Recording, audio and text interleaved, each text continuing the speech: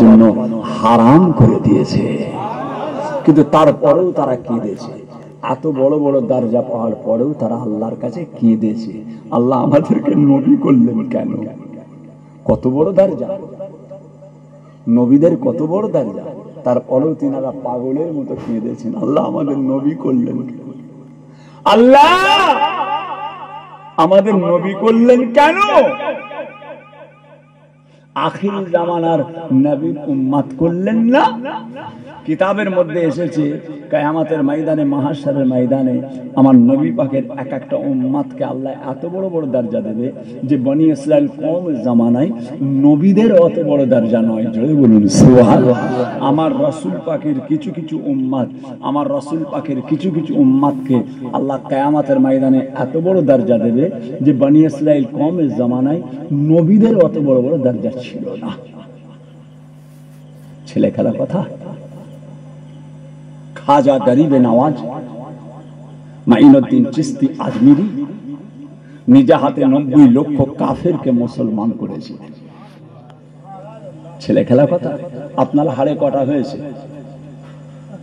আপনি কটা পেরেছেন? বড় বড় লেকচার।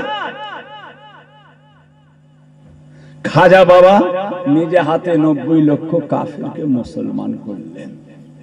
শুধু তাই নয়, যখন তিনি ইন্তেকাল হয়ে গেলেন, খাজা বাবার জানাজার নামাজ হলো। খাজা বাবার জানাজার নামাজ পড়ে লাশকে দাফন দেওয়া হবে।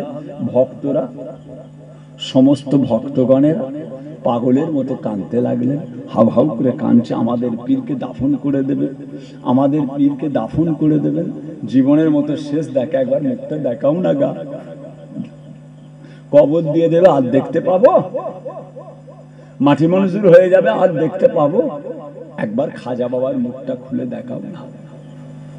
ভাই আমার, দোস্ত আমার, ও সোনার ছেলেরা, সোনার মানিকেরা, ও আমার মনোগ্রাম এলাকার মানুষেরা, খাজা গরিবে নওয়াজ মাইনুদ্দিন চিশতি আজমিরি রহমাতুল্লাহ আলাইহি তিনার কাফনের মুখটা খুলে দেয়া হলো।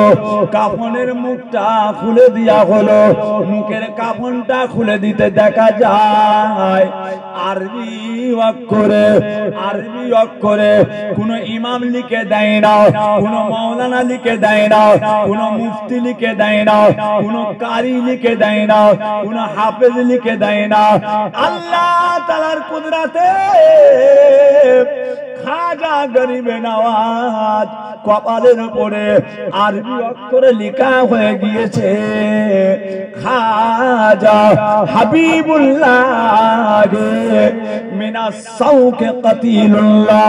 খাজা আমার বন্ধু, খাজা আমার দোস্ত, আমি আল্লাহ আমার মুহাব্বতে শহীদ হয়ে গিয়েছে।